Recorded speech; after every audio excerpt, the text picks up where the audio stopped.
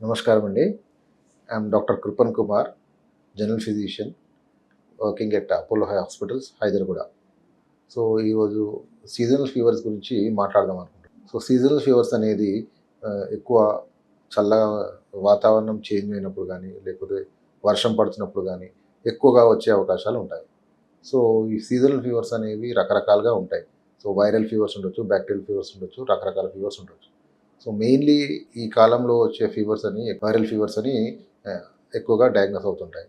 So, ఈ fevers అనేది ఎలా ఉంటుందంటే ఆహ్, చల్లగా ఉన్న గాలికి వెళ్ళినప్పుడు గానీ, లేకపోతే దోమకాటు వల్ల గానీ, లేదంటే అశుభ్రత అన్‌హైజీనిక్ సర్కమ్‌స్టాన్సెస్ అంటే ఏరియాలో గానీ, లేకపోతే నిద్ర తక్కువ ఉన్న, ఇమ్యూనిటీ తక్కువ ఉన్న ఇట్లాంటి వాళ్ళకి ఎక్కువగా సీజనల్ ఫీవర్స్ వచ్చే ఛాన్సెస్ ఉంటాయి. సో, ప్రస్తుతానికి ఈ ఫీవర్స్ వచ్చినప్పుడు లక్షణాలు ఎలాగుంటాయంటే మొదట్లో ఎవరైతే పేషెంట్స్ ఉన్నారో వాళ్ళకి జ్వరం రావడం గానీ, హై గ్రేడ్ ఫీవర్ రావడము, దగ్గు, జలుబు, బాడీ పెయిన్స్, బాడీ పెయిన్స్ కూడా విపరీతంగా ఉంటాయి.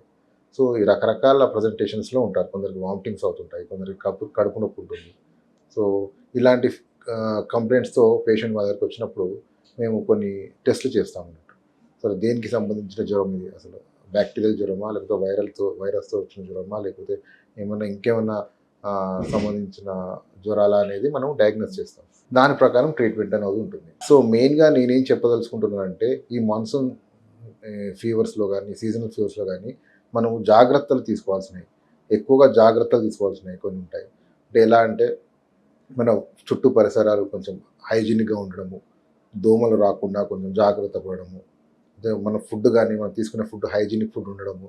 అంటే జంక్ ఫుడ్ గానీ, బయట ఫుడ్ గానీ, ఆయిలీ ఫుడ్ గానీ, ఎక్కువ నాన్ వెజ్ గానీ ఇట్లాంటివి కొంచెం తగ్గించుకోవడము. ఇలాంటివి చేస్తూ హెల్తీగా ఉండాలి. ఫస్ట్ మన హెల్త్ అనేది సరిగ్గా ఉన్నప్పుడు మన ఇమ్యూనిటీ సిస్టమ్ బాగుంటుంది. ఇమ్యూనిటీ సిస్టమ్ బాగుంటే మనకు దగ్గులు గానీ, జ్వరాలు గానీ రావడం అనేది తగ్గుతుంది. So, everything is inter related. మనము జాగ్రత్తగా ఉంటే మనకు జబ్బు పడే అవకాశాలు తక్కువుంటాయి. సో, తగ్గినప్పుడు మనకేమవుతుందంటే ఈ రికరెంట్ ఫీవర్స్ గానీ, రికరెంట్ డిసీజెస్ గానీ వచ్చినప్పుడు మన బాడీ వీక్ అయిపోతుంది. వీక్ అయినప్పుడు ఏమవుతుందంటే మన బాడీ ఈజీగా ఈ వైరస్ తోటి గానీ, బ్యాక్టీరియా గానీ అటాక్ అయిపోయి ఇవన్నీ సింప్టమ్స్ రావడం, సిక్ అవ్వడము ఇవన్నీ ఉంటాయి. సో, మనం మెయిన్‌లీ మనం కాన్సంట్రేట్ చేసేది హెల్తీ హైజీన్. హెల్తీగా ఉండడము, హెల్తీగా పరిశుభ్రాలు పెట్టుకోవడము, దోమలు రాకుండా జాగ్రత్త పడడము, ఇమ్యూనిటీ సరిగ్గా పెంచుకోవడము, టైంకి భోజనం చేయడము, ఎక్సర్సైజ్ చేయడము ఇవన్నీ చాలా ఇంపార్టెంట్. మనం అనుకుంటాము ఏముంది అని కాదు. అవి చాలా ఇంపార్టెంట్. ప్రతి ఒక్కటి స్టెప్ బై స్టెప్ చేస్తూనే మనకు బాడీలో ఇమ్యూనిటీ పెరిగినప్పుడు మనకు ఈ రోగాలు రాకుండా ఉండడం అనేది దోహదపడుతుంది. సో, నేను చెప్పదలుచుకున్నది ఏంటంటే హెల్తీగా ఉండండి, హైజీనిక్‌గా ఉండండి.